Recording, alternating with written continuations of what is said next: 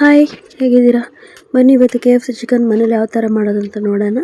1 kg chicken ತೊಗೊಂಡಿದ್ದೀನಿ, 2 ಮೊಟ್ಟೆ ಹಾಕ್ಕೊತಾ ಇದ್ದೀನಿ.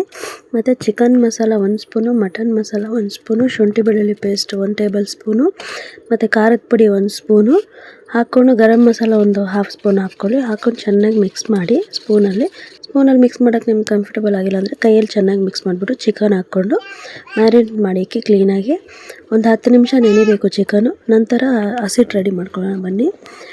ಮೇಲೆ ಕೋಟಿಂಗ್ ಮಾಡೋದಕ್ಕೆ ಫ್ಲೇವರ್ ಬೇಕಲ್ಲ, ಅದಕ್ಕೆ 1.5 ಕಪ್ಪು ಮೈದಾ ಮತ್ತು ಸೇಮ್ ರಿಪೀಟೆಡ್ ಮಸಾಲೆಗಳೆಲ್ಲನೂ, ಮತ್ತು ಕಾರ್ನ್ಫ್ಲವರು ಅರ್ಧ ಕಪ್ಪು, ಉಪ್ಪು ಒಂದು ಸ್ವಲ್ಪ ಚೆನ್ನಾಗಿ ಮಿಕ್ಸ್ ಮಾಡಿ ಕೋಟಿಂಗ್ ಮಾಡ್ಕೊಳ್ಳಿ ಕ್ಲೀನಾಗಿ. ಚಿಕನ್ ಒಂದು 2-3 ಸತಿ ಒದರಿ ಕ್ಲೀನಾಗಿ ಕೋಟಿಂಗ್ ಮಾಡಿಕೊಂಡು ಎಣ್ಣೆ ಬಿಸಿ ಆಗಿದ್ದ ತಕ್ಷಣ ಎಣ್ಣೆಗೆ ಹಾಕ್ಕೊಳ್ಳಿ. ಗೋಲ್ಡನ್ ಬ್ರೌನ್ ಆಗೋವರೆಗೂ ಚೆನ್ನಾಗಿ ಇದು ಚಿಕನ್ನ ಫ್ರೈ ಮಾಡ್ಕೊಳ್ಳಿ ಆಯಿಲಲ್ಲಿ.